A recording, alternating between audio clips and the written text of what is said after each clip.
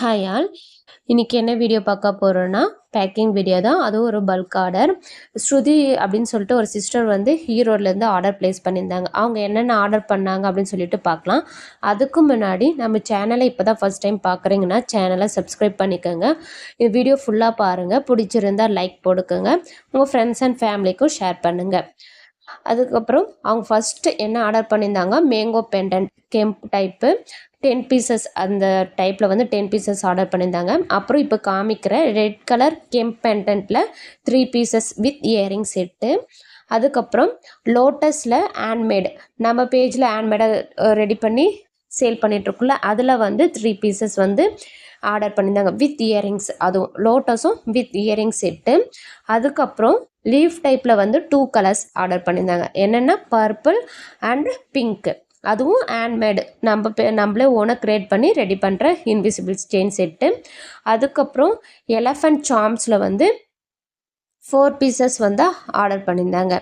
Next one வந்து flower type pendant. இதுவும் நம்ம பேஜில் ஹேண்ட்மேடாக நம்மளே ரெடி பண்ணுற இன்விசிபிள் செயின். அதில் வந்து 2 பீசஸ் வந்து ரெட் வித் க்ரீன், 1 வந்து பிங்க் வித் க்ரீன் காம்பினேஷன்.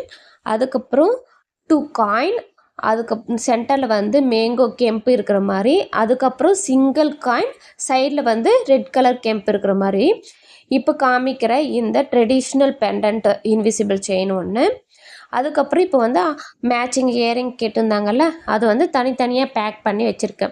எதுக்காக இப்படி தனித்தனியாக பேக் பண்ணுறேன்னா, சப்போஸ் இது வந்து அவங்களுடைய இது எப்படி மேபி கண்டிப்பாக இது வந்து ரிட்டன் கிஃப்டாவோ இல்லைன்னா அவங்க ஃப்ரெண்ட்ஸை வந்து கேங்கை கேதர் பண்ணி ஆர்டர் பண்ணியிருக்கலாம். அதுக்காக செப்பரேட்டாக அவங்களுக்கும் ஈஸியாக இருக்கும் அப்படின்ற ஒரு தாட்டில் வந்து எல்லாமே செப்பரேட்டாக வந்து பேக் பண்ணியிருக்கேன்.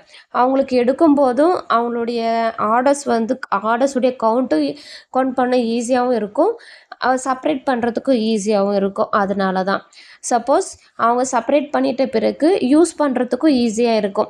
தனியாக பேக் பண்ணி கொடுத்துட்டுனா சப்போஸ் அவங்க ட்ராவல் பண்ணும்போது இது எடுத்துகிட்டு போகணுன்னாலும் அந்த பேக்லேயே எடுத்துகிட்டு போகலாம். எனக்கு எப்போவுமே இப்போ நான் ஜுவல்லரி பேக் பண்ணியிருக்கேன்னா இது போல விட ஜிப்லாக் கவர் பேக் பண்ணி கொடுக்குறது தான் எனக்கு ரொம்ப பிடிச்சிருக்கு.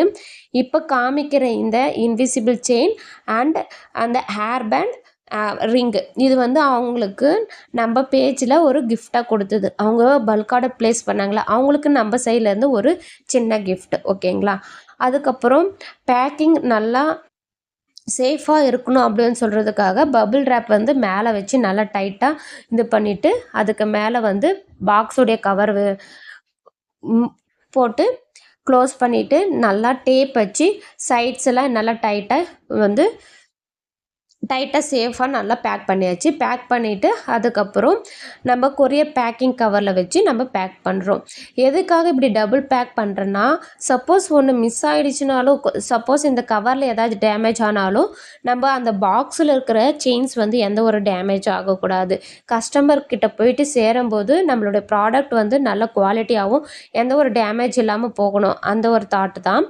உங்களுக்கு இது மாதிரி ஏதாவது கஸ்டமைஸ் பண்ணி தரணும், ரிட்டன் கிஃப்ட் ஆர்டர்ஸ் வந்து நிறைய செயின்ஸ் வந்து கவுண்ட் வந்து கொடுக்கணும் அப்படின்னாலும் நீங்கள் கொடுக்கலாம். நம்ம பேஜில் வந்து அவைலபிளாக இருக்க கலெக்ஷன்ஸ் மட்டும் பண்ணுறதில்ல, வேறு ஏதாவது உங்களுக்கு நியூ கலெக்ஷன்ஸ் வேணாலும் அதுவும் ரெடி பண்ணி கொடுக்குறோம். அதுவும் கஸ்டமைசேஷனும் அவைலபிளாக இருக்குது அஃபோர்டபுள் ப்ரைஸில். தேங்க்யூ ஃபார் வாட்சிங்.